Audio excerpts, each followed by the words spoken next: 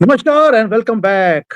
आज बात करेंगे पुतिन की विजिट की और इसको डी कोड करने के लिए पहली बार विभूति झा जी अमेरिका से हमारे साथ हैं, क्योंकि ये जिस कंट्री में बैठे हैं और जिस कंट्री में मैं बैठा हूं, दोनों कंट्रीज में थोड़ी सी खलबलाहट है कि पुतिन साहब भारत में आए, मोदी जी ने जफ्फी डाल दी और उसके बाद हुआ क्या।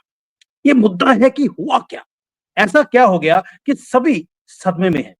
और मीटिंग भी उस टाइम पे हुई जहां पे इतना बड़ा प्रेशर कि भी पुतिन को अरेस्ट किया जाएगा, इनको मिलना नहीं चाहिए। और जो उनकी फ्लाइट जब चली है और जब यहां से निकली है, तब तक पूरा जो रडार होता है वो सारा का सारा भारत के ऊपर, मोदी के ऊपर और पुतिन के ऊपर। आज बात करेंगे कि ऐसी क्या बात थी कि वो इतना घबराए हुए थे और उनके जाने के बाद घबराहट कम हुई या बढ़ गई। Vibhuti Jha ji, thank you for joining and नमस्कार।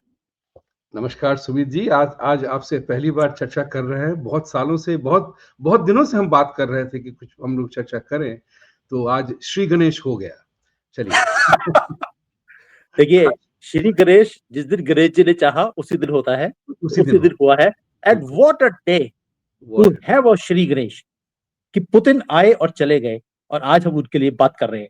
ये बिल्कुल। एक ऐतिहासिक मोमेंट जिसकी बहुत देर से वेट थी। Sir, how do you see and how does America see this? अच्छा, देखिए, इसमें बहुत सी बातें हैं और दो तीन चीजें मैं मुद्दे को आपके सामने रखना चाहूंगा कि वेस्ट जो है ना, बिल्कुल तिल मिलाया हुआ है। वेस्ट की स्थिति बड़ी डामाडोल है।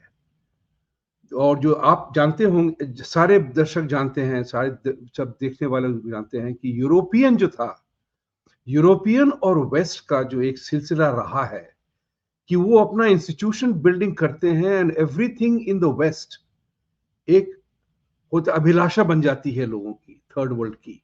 हम ऐसे होते, इंग्लैंड के जैसे होते, फ्रेंच होते, तो French cuisine, Italian pasta, Italian marble, English fish and chips, American might, everything is western.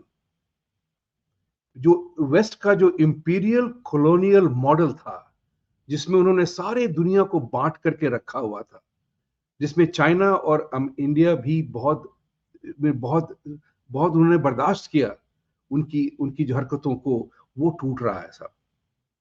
वो टूट रहा है। और ईयू, नेटो, अब देखिए नेटो और ईयू का भी सिलसिला देखिए इसमें।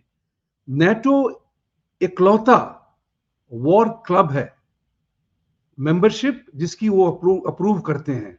वेस्टर्न यूरोप की यूनियन है वो। किसके खिलाफ? रशिया के खिलाफ। रशिया ने अप्लाई किया था मेंबरशिप की नाटो की, तो रिजेक्ट कर दिया। तो देखिए, ये जो खेल खेलते हैं ईयू वाले कि दुनिया भर में हम अपना वर्चस्व कैसे बनाए रखें। Europe is the country, white supremacy वाला चर्च वाली बात हो जाती है। तो इस चीज को वो टूट रहा है। उसके टूटने का भी कारण ये रहा कि अमेरिका थोड़ा एरोगेंट हो गया। हमारा देश जो है एरोगेंट हो गया, पावर मद, वो कहते नहीं कि नशे में मदमस्त हो गए, हम कुछ भी कर सकते हैं, American might, American dollar, American this, American that. वो जो था, जब आपके अहंकार आपके मन में आ जाती है, तो विनाश का कर्म शुरू हो जाता है। तो अब की आज की तारीख में डॉलर जो है गिर रहा है, डॉलर की वीकनेस आ रही है। उसका कारण क्या है? इतने सारे सैंक्शंस ठोक दिए उन लोगों ने दुनिया भर में, रशिया को लेकर के। वो last straw on the camel's back था, जब आपने रशियन लीडर्स को सारे की उनकी एसेट सीज कर ली। उनको एसेट को आप हड़प रहे हैं अभी, राइट? तो अब ये दुनिया देख रही है कि विभूति झा और सुमीत जैन ये सोच रहे हैं कि हम डॉलर में अब पैसे क्यों रखें, क्योंकि आज हमने कुछ चर्चा की और अमेरिका को नाराज हो गया तो हमारा अकाउंट बंद कर देगा साहब, हम तो कंगाल बन जाएंगे ओवरनाइट। तो इस चीज को, इस मुद्दे को देखते हुए सारी दुनिया, थर्ड वर्ल्ड, ग्लोबल साउथ, अब ये चाहता है कि भाई हम इस तरह की डिपेंडेंस वेस्ट पे ना करें, वेस्टर्न सिस्टम पे ना करें। Why SWIFT alone? Can there be something else too? तो आप देखिएगा कि अब उसमें एक बड़ा इंटरेस्टिंग सा है, लोग बट चर्चा नहीं करते हैं। ब्रिक्स बेस्ड एक पेमेंट मैकेनिज्म शुरू हो गई, जिसमें कि 60% ब्रिक्स करेंसी का बास्केट होगा, 40% गोल्ड स्टैंडर्ड होगा, और इसके सारे बार्टर वगैरह सब सिस्टम आ गए। पर्पस उसको रोकना है। हमको उस दलदल में फिर दोबारा नहीं फंसना है। तो this will be my opening statement on that part. ये जो आप देख रहे हैं कि वेस्ट आज हिला हुआ है, डरा हुआ है। और इसका कारण और भी है कि जो जो सबसे बड़ी बात है, एक स्टीफन कोहेन हुआ करते थे, उनका निधन हो गया। स्टीफन कोहेन को मैंने, उनकी किताब है वॉर विथ रशिया, और वो रशियन एक्सपर्ट माने जाते रहे यहाँ यूएस में। यूएस प्रेसिडेंट्स उनसे कंसल्ट करते थे हमेशा। और उन्होंने एक समारोह में जहां मैं भी था, मेरी सुनी हुई बात है, उन्होंने ये कहा था कि ट्रंप को मैंने वोट नहीं दिया, वो न्यूयॉर्कर थे, बट लेकिन ट्रंप रशिया के बारे में बिल्कुल सही है। रशिया रशिया के बारे में ट्रंप बिल्कुल सही है, क्योंकि दो न्यूक्लियर पावर, वर्ल्ड के सबसे मजबूत न्यूक्लियर पावर, एक दूसरे से अगर बातें न करें तो क्या लड़ाई करेंगे? उन्होंने इसी तरह से कहा था, क्योंकि दोनों एक दूसरे को और उसके साथ साथ सारे विश्व को का सर्वनाश कर सकते हैं न्यूक्लियर पावर से। तो इन दोनों पावर्स को बात तो करनी होगी। तो इसी चर्चे में करते हुए ये इंपॉर्टेंट सी बात आ गई है कि ट्रंप इस बात को समझता है। और स्टीफन कोहेन ने यह भी कहा था, very strangely, he was a Democrat himself, लेकिन उन्होंने यह भी कहा कि इट इज द डेमोक्रेट्स, वो रशिया के साथ नौटंकी करते हैं। रीसेट वगैरह वगैरह वगैरह, ओबामा $20 बिलियन का रेयर अर्थ दे दिया, ड्रामा करते हैं, लेकिन चाहते हैं कि यूरोप के साथ, नेटो के साथ मिलकर के रशिया का सर्वनाश किया जाए। इसीलिए वो जब नेटो में रशिया अप्लाई करता है मेंबरशिप के लिए, तो वो मेंबरशिप रिजेक्ट कर देते हैं। क्यों भाई? आपको विश्व शांति चाहिए तो क्यों नहीं मान रहे उस बात को? सब वेरी राइट, वेरी राइट। कि ये तो जो इनका हमेशा ही डिवाइड एंड रूल का जो पॉलिसी है कि हर हमेशा की कहीं ना कहीं प्रॉब्लम्स को क्रिएट करके रखना, इट इज क्वाइट एविडेंट। लेकिन सर जब ये पुतिन आए हैं यहाँ पर, even though there was so much of pressure and the way they have met, the way जैसे हम देखते हैं एक गर्मजोशी देखी हमने वो पूरी मीटिंग्स के अंदर, और जैसे होस्ट किया है उनको एक बिल्कुल दोस्त की तरह, ना कि एक किसी कंट्री के प्रेसिडेंट की तरह। आपको नहीं लगता कि इसकी भी एक प्रॉब्लम है वेस्ट को, कि हाउ इज इट पॉसिबल हमारे इतने प्रेशर के बाद भी भारत ने इतनी बड़ी मीटिंग कर ली? बिल्कुल है। आपको जैसे मैंने कहा था कि old order changeth yielding place to new, कहते हैं ना। अब जो है वो नया ऑर्डर आने लगा है। देखिए, ब्रिक्स तो बना काफी साल पहले। ब्रिक्स में क्या है? Brazil, Russia, India, China and south Africa, right? ये 5 देश बन के उसके बाद अब उनकी मेंबरशिप भी बढ़ गई है। ज्यादा लोग ब्रिक्स में आना चाहते हैं, क्योंकि सब लोग वेस्टर्न वेस्टर्न डोमिनेंस से त्राहिमाम त्राहिमाम कर रहे हैं, निकलना है उसमें से। ये जो सबको घोड़े की तरह नाक में लगा करके वेस्ट खींचता रहता है, उनके नसें, वो वेस्ट, वो दुनिया अब हराने के पीछे है। और उसका टेक्नोलॉजी का बहुत बड़ा रोल है इसमें, ब्लॉकचेन टेक्नोलॉजी का। अब देखिए ना आप, ये हमारी आपकी चर्चा क्या संभव थी 15 साल पहले? नहीं थी। तो टेक्नोलॉजी के कारण जो टेक्टोनिक शिफ्ट हुआ है in the way we communicate, दुनिया बदल गई है साहब। आज मैं New York Times, Washington Post, London Times कौन पढ़ता है? जो नशे में धुत है वही ना, जो कि डिपेंडेंट है वही ना। आज तो वो तो आदत चली गई ना कि चाय बैठ के सुबह उठ के चाय पिया और पेपर पढ़ रहे हैं। वो तो कोई नहीं करता आज। Nobody does that. So as a result of which, messages and news travel faster than speed of lightning. मैं जैसे कहता हूं कि news travels faster than speed of lightning. उसमें एक बहुत बड़ी चीज है ये समझने वाली कि रशिया, चाइना, इंडिया, ब्रिक्स का 3 मेंबर जो हैं, ब्राजील का तो लड़ाई हो ही रहा है, भारत, साउथ अफ्रीका और ब्राजील के साथ तो यूएस का भी झगड़ा चल रहा है। ट्रंप मन में लेके बैठे हुए हैं कि ब्रिक्स हमारा दुश्मन है। वो जानते हैं कि ब्रिक्स दुश्मन नहीं है। ट्रंप भी जानता है कि दुनिया बदलेगी, बदलेगी निश्चित। क्योंकि जैसे कल देखिए, देयर आर सर्टेन यथार्थ, उसको भूलना नहीं चाहिए। यथार्थ ये है कि कल सुमित जैन, विभूति झा, एक दिन और उम्र बढ़ जाएगी हमारी।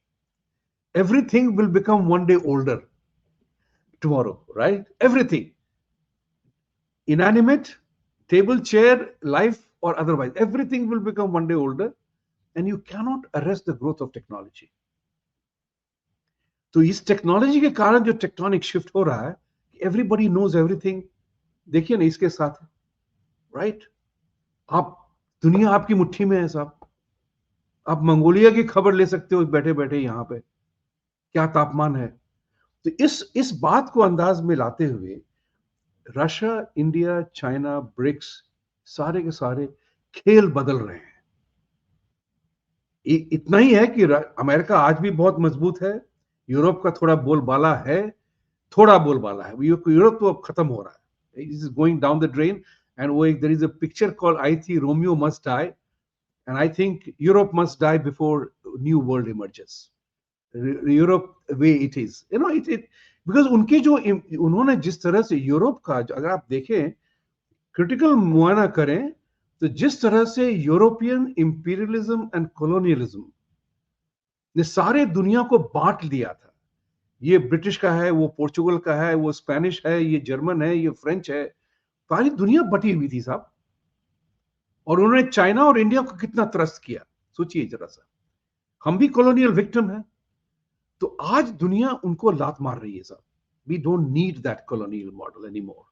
उसके लिए ग्लोबल साउथ का कोऑपरेशन बहुत जरूरी है। और मोदी जी ने जिस साल धारा 370 हटाई गई थी, उस समय का जो यूएन में उनका एड्रेस था, वही एड्रेस था जो बहुत कम लोगों को नजरअंदाज आया था, जिसको हमने इस चर्चा की थी। उन्होंने वो 15 मिनट जो उन्होंने यूएन में बोला था, उन्होंने इनवाइट किया था ग्लोबल साउथ को, पार्टिसिपेट इन आवर, हमारे देश की कहानी में जुड़िए और आप भी ग्रो करिए। This was Modi ji's theme, inviting the global south. और उन्होंने G20 का जो हुआ था 2 साल पहले ही भारत में, जो भारत में अध्यक्ष था G20 का, उन्होंने अफ्रीका को बनाया G21। सोचिए इस बात को।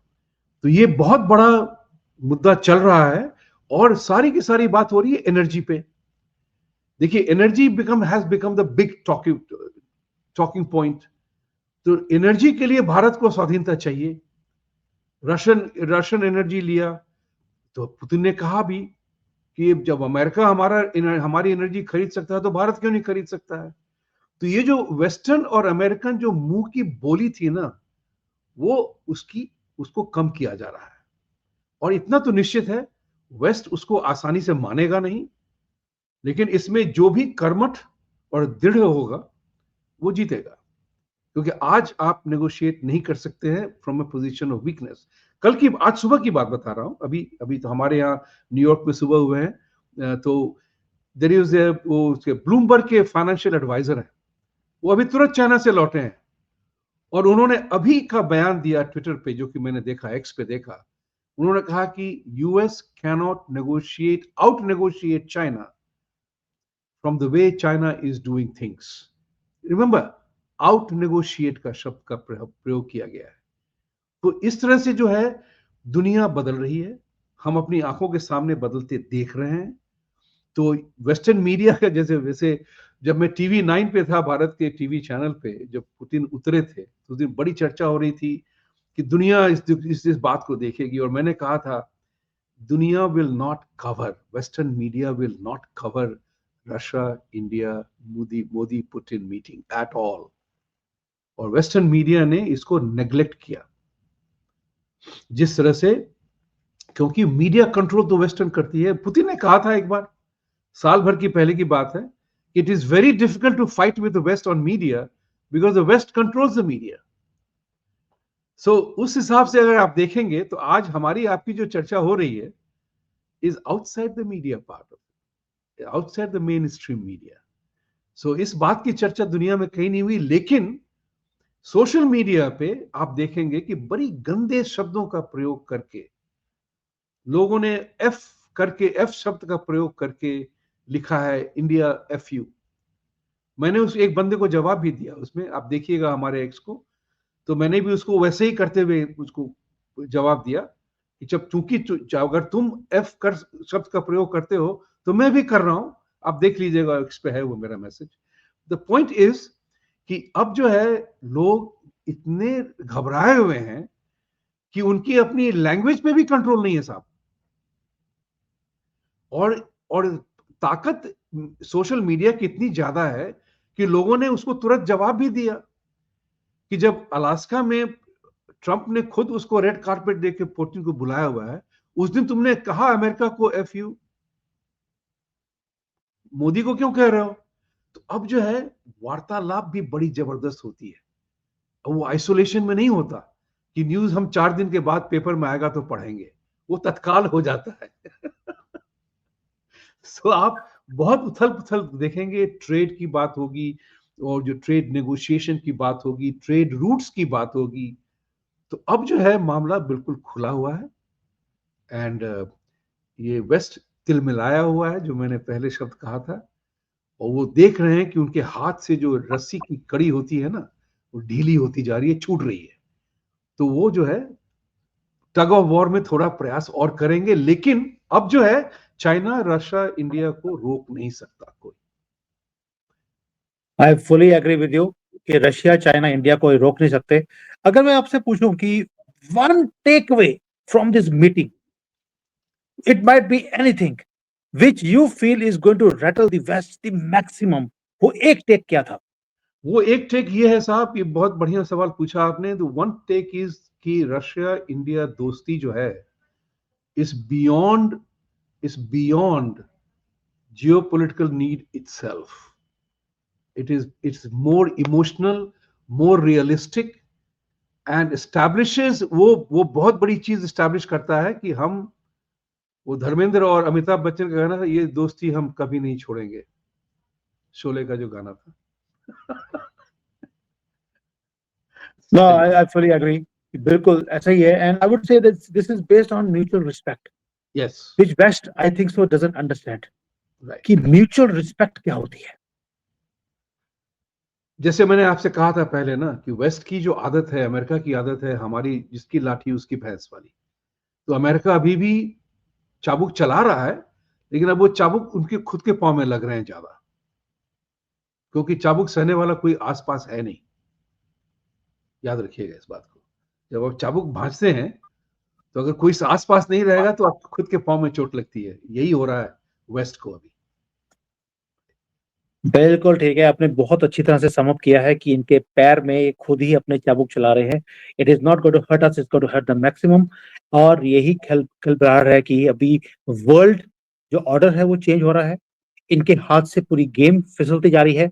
टग ऑफ वॉर में ये थोड़ा सा प्रयास करेंगे, बट अल्टीमेटली जीत नहीं पाएंगे, बिकॉज ना तो मिलिटरीली उतने स्ट्रांग है, ना इकोनॉमिकली और डिप्लोमेटिकली कोई इनका फोन भी उठाना चाहता नहीं है। ये है वेस्ट की power. And this new block, Russia, China, India, जैसे जैसे इकट्ठे हो रहे हैं, वैसे वैसे इनकी जो ये हमें डिवाइड करने की, हमें लड़ाने की जो कोशिशें हैं, या हमें सैंक्शन के ड्रावा देने की कोशिश करते हैं, is not going to work. And the world is changing very fast. Vibhuti ji, आज जैसे आपने समझाया, भाई मजा आ गया।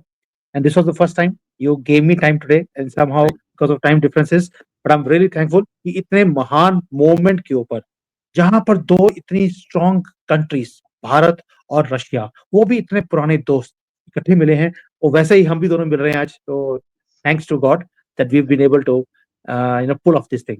And thank you so you. Much for joining today. आज हमने श्री गणेश कर दिया। श्री गणेश, श्री गणेश, श्री गणेश पाहिमाम। श्री गणेश, श्री गणेश, श्री गणेश रक्षमाम। Thank you. Thank you sir, thank you, bye.